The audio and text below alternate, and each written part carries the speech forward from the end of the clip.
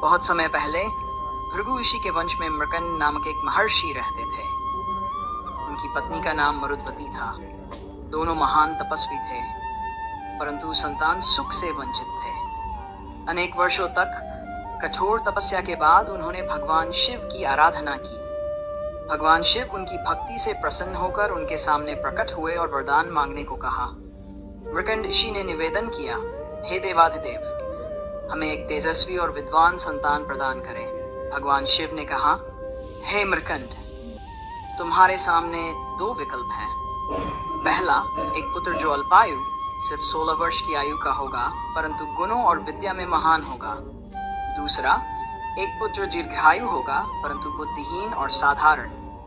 अब तुम स्वयं निर्णय करो। मृकंड और मरुद्वती ने विचार कर पहला विकल्प चुना। वे चाहते थे कि पुत्र अल्पायु भले हो, परंतु सद्गुणों और तपस्या से युक्त हो।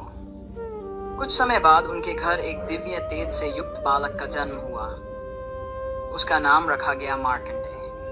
बालक अत्यंत बुद्धिमान, तेजस्वी और भक्तिमान था। वह बाल्यावस्था से ही भगवान शिव का अनन्य उपासक बन गया। जब मार्कंडेय 16 वर्ष का होने लगे, तब उनके माता पिता का हृदय व्याकुल हो उठा। उन्हें शिव जी का वरदान याद था। उन्होंने मार्कंडेय को सब कुछ बता दिया, परंतु मार्कंडेय भयभीत नहीं हुए। उन्होंने दृढ़ निश्चय किया कि वे केवल भगवान शिव की शरण में रहेंगे। निर्धारित समय पर यमराज, मृत्यु के देवता, उन्हें लेने आए। यमराज ने फेंका हुआ फंदा मार्कंडेय के गले में जा पड़ा, किंतु उसी क्षण मार्कंडेय ने शिवलिंग को दोनों बाहों से कसकर पकड़ लिया और जोर जोर से नमः शिवाय और महामृत्युंजय मंत्र का जप करने लगे। यमराज ने जैसे ही फंदा खींचा, वह शिवलिंग पर जा पड़ा। इससे भगवान शिव प्रकट हो गए। क्रोधित होकर उन्होंने यमराज पर त्रिशूल उठा लिया और कहा, हे यम, मेरे भक्त को ले जाने का साहस कैसे किया? ये मेरा परम भक्त है। जब तक इसका जीवन रहेगा, इसे मृत्यु छू भी नहीं सकती। यमराज भयभीत हो गए और हाथ जोड़कर बोले, प्रभु, मैं धर्म का पालन करता हूँ। किसी की आयु पूरी होने पर ही उन्हें ले जाता हूँ। यदि आप आदेश दें तो मैं इसे जीवन दान दे सकता हूँ।